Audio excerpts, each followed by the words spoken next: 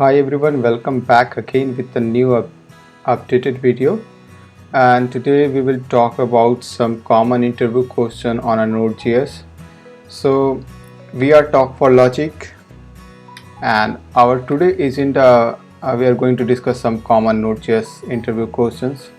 So before starting our today agenda, I would like to request you please subscribe my channel if you not subscribe it, and please click on the bell icon for getting more latest updated video. And if you like this video, please click on the like button.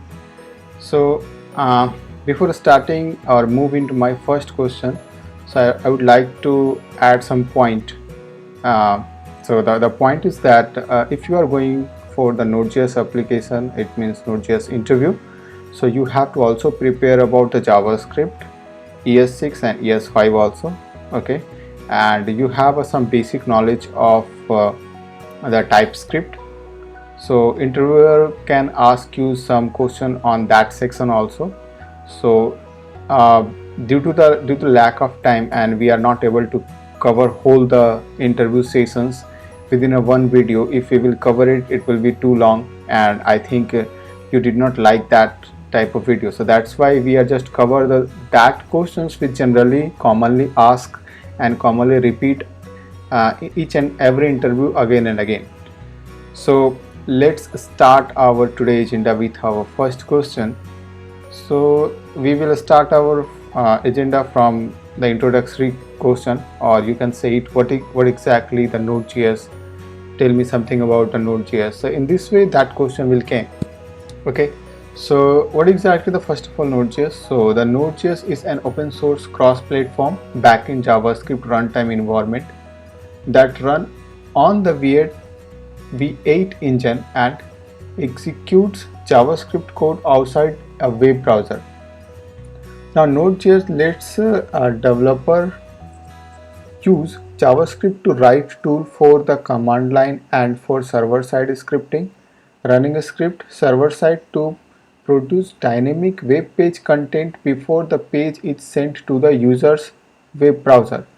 Consequently, Node.js represents a JavaScript everywhere paradigm unifying web applications development around a single programming language rather than different language for server-side and client-side scripting.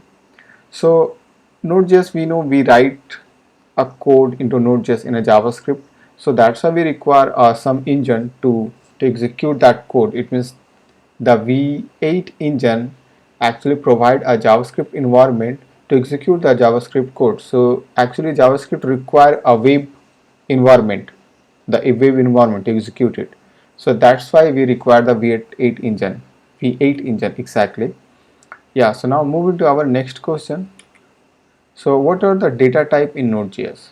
So in a primitive data type, we have a string, number, boolean, undefined, null, regex expression, and the buffer. So buffer is generally a new data type.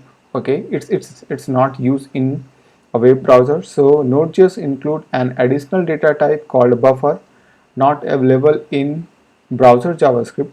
Buffer is mainly used to store binary data while reading from a file or receiving packets over the network.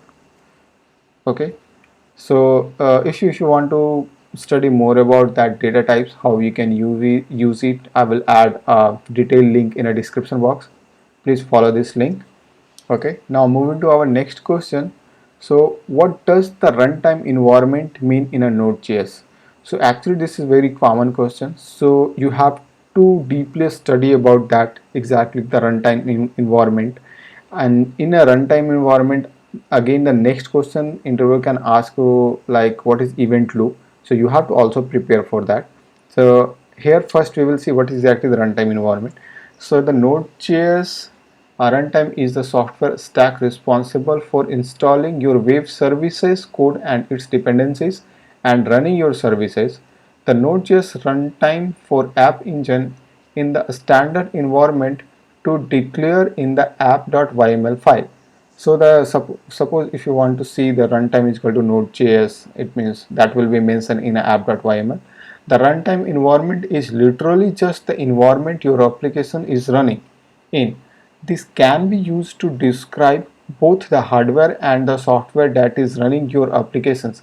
How much RAM, what version of node, what operating system, how much CPU cores can all be referenced when talking about a runtime environment. Okay, so I think you can understand what exactly the answer of that. Okay, so now moving to our next question, what is an error first callback? So the pattern used across all the asynchronous method in Node.js is called error first callback.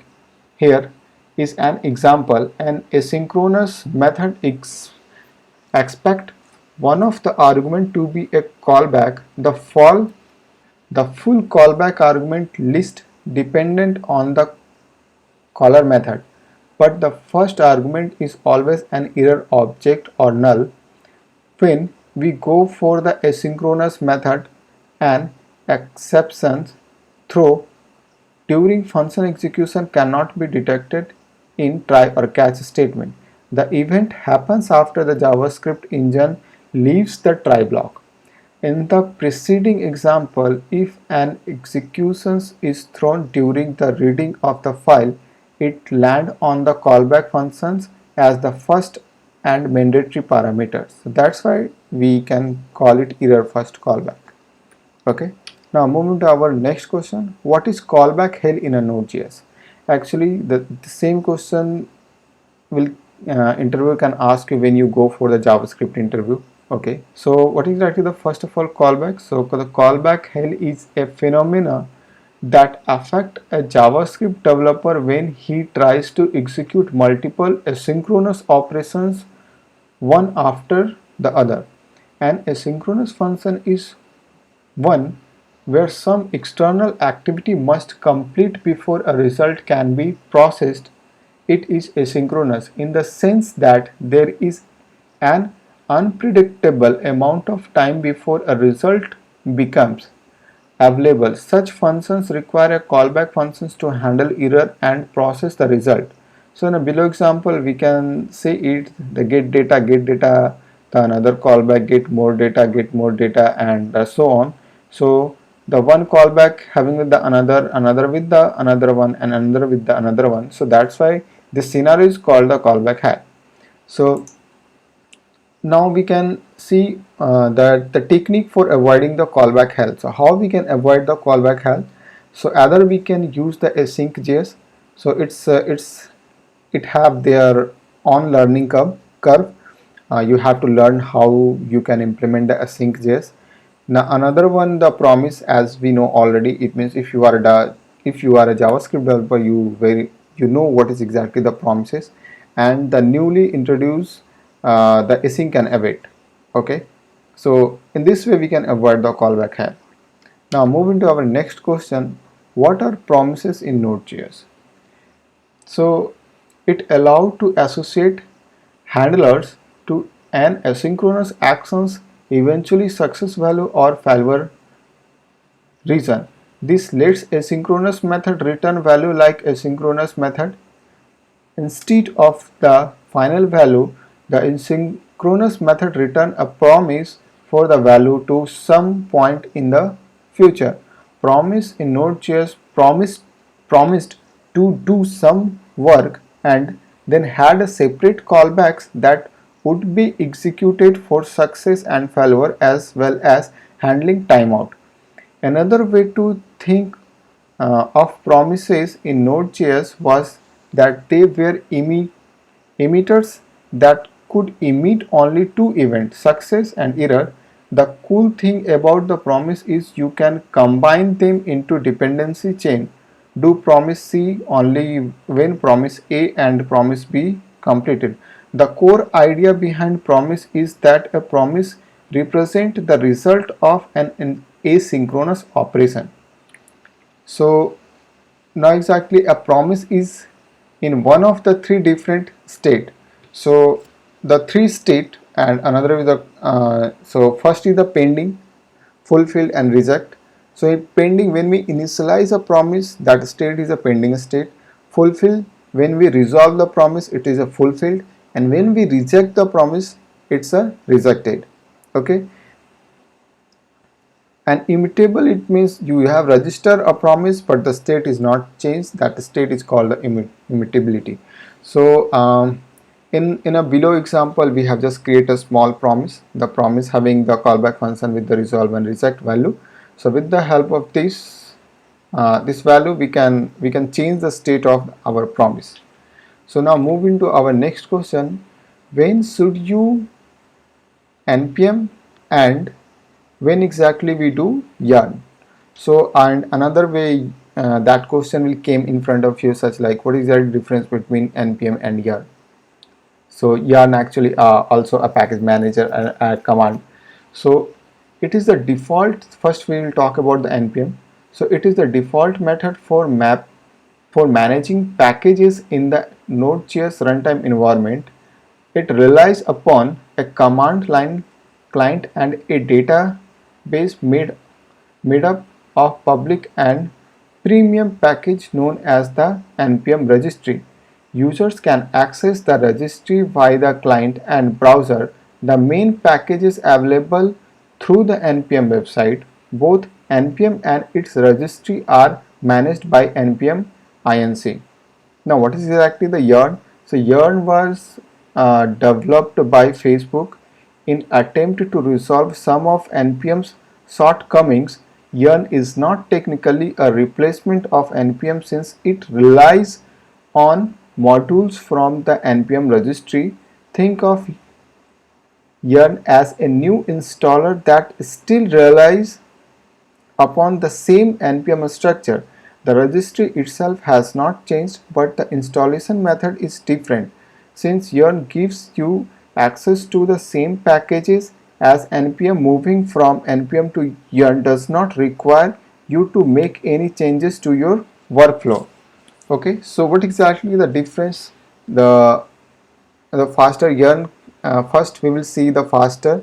It means who is the most fastest. Yarn caches every package it downloaded, so it never need to again. It also parallelize operations to maximize resources utilizations, so install time are faster than every. Now reliable, using a detailed but concise log file format and a deterministic algorithm for install, yarn is able to guarantee that an install that worked on one system will work exactly the same way on the other system. The security, it means the secure yarn uses checksums to verify the integrity of every installed package before its code is executed. Offline mode: if you have installed package before, you can install it again without any internet connection. Deterministic: the same dependency will be installed the same exact way across every machine regardless of install order. Network performance: yarn efficiently queues up requests and avoid request waterfall in order to maximize network utilizations. Multiple registry: install any package from either npm or bower and keep your package workflow the same for the both. It means for the npm and yarn also. Now network resilience: a single request falling wouldn't cause a install to fail. Requests are retried upon fail. Now the fault mode: resolve mismatching versions of dependencies to a single versions to avoid creating duplicates.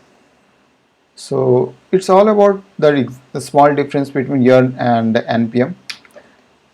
So now moving to our next question: how can you make sure your dependencies are safe? So the only options is to automate the update and security audit of your dependencies. For that, there are free and paid options such like npm outdated, track by rising stack, and the nsp, greenkeeper, npm audit, and npm audit fix. So generally npm audit and npm audit fix is free. Okay, so the day-to-day node programming, we generally figure it out how many node packages uh, is outdated. So we just figure it out and found the alternative package of that particular module which we have required. And with the help of npm audit fix, generally the latest updated dependency it is installed into a node module and updated the package JSON also. So now moving to our next question, what is the difference between asynchronous and non-blocking? It's a very common question. It's a very slight difference between asynchronous and non-blocking. So first we will see the asynchronous. The architecture of asynchronous explains that the message sent will not give the reply on immediately basis, just like we sent the mail but do not get the reply on an immediate basis. It does not have any dependencies or order, hence improving the system efficiency and performance. The server stores the information and when the action is done, it will be notified. Now, what is exactly the non-blocking? The non-blocking immediately responses with whatever data available. Moreover, it does not block any executions and keeps on running as per the request. If the answer could not be retrieved, then in those cases, API return immediately with an error. Non-blocking is mostly used with input-output operations. Node.js is itself based on non-blocking input-output module. There are few ways of communications that a non-blocking input-output has completed. The callback function is to be called when the operation is completed. Non-blocking call uses the help of JavaScript which provides a callback function. So now what exactly difference or asynchronous versus non-blocking? So asynchronous does not respond immediately first of all, while non-blocking responds immediately if the data is available, and if not then simply return an error. Now asynchronous improves the efficiency by doing the task fast as the response might came later. Meanwhile, can do complete other tasks. Non-blocking does not block any executions and if the data is available, it retrieves the information quickly. Asynchronous is the opposite of synchronous, while non-blocking input-output is the opposite of blocking. They both are fairly similar, but they are also different as asynchronous is used with a broader range of operations while non-blocking is mostly used with input-output. So it's all about the asynchronous and the non-blocking. Now moving to our next question, it's a very common. It means either you will go for the Node.js, PHP, .NET or the Java. The interviewer can know how deep knowledge you have regarding the debugging. So in a mid of development, a day-to-day life, we generally write some code and after execution we find some error. So sometimes the error and warning is too tricky to find exact the test cases or the logic from where exactly the code is giving the error. So at that point of time we require some debugging. So it's this questions generally ask regarding the debugging into Node.js. So interviewer can know about how you are strong into a debugging part. So it means how you will debug your code. So the answer, it's a very common answer. We generally follow with the node inspector. It's a very common, okay, and a Visual Studio Code having a some debugging feature regarding exactly the Node.js. So we can follow it. But I will suggest if you just answer the npm install -g node in inspector, nothing you have to say, and it will give you a one command node debug, and you no need to run your application with the npm start or node with your the main file name. You have to execute your code or you have to execute your the node application with the node debug. If any error will came, the line to line execution of the code you will be able to see in your console. Okay, but I have lots of options. I have a source of information where I can know, and I know the other way also you can debug your node application. So that's why I have put over there. So you can also do a deep study on that. Okay, and it will so helpful. So the first one is the inspector, the second one debugging tool. Okay, these are the debugging tool. Then the other one is the profiling. Okay, you can profile your code. And next one is the head dumps, and another one is the tracing, then after logging. Okay, and nothing else. So it's all about our today agenda regarding the Node.js application. Okay, if you are going for the Node interview, okay, the Node.js interview, first you have a knowledge of the JavaScript. Second, you have a knowledge of the TypeScript. Then you have a knowledge of the ES5 and ES6 also. Okay, so interview. So the question will came also in that section. Okay, then after in a mid of the interview, the some other question also asked by the interviewers, some logical questions. So they generally ask like what is the difference between map, apply, or what is that, how you can traverse a array into a node or a JavaScript. What is the actually difference between array, object, or object array? So these are the questions, the common questions. So in this today's sessions, we don't have exact much of time, so that's why I have touched some flavor of the questions which generally came when I was go for the Node.js interview. So I have just keep some of them, and the rest of the node, the session, it means I'm also going to create another video regarding the what the other common questions that generally asked by the interviewer. So just if you want to know that question, just be with us and please like and subscribe this channel, so you will get all the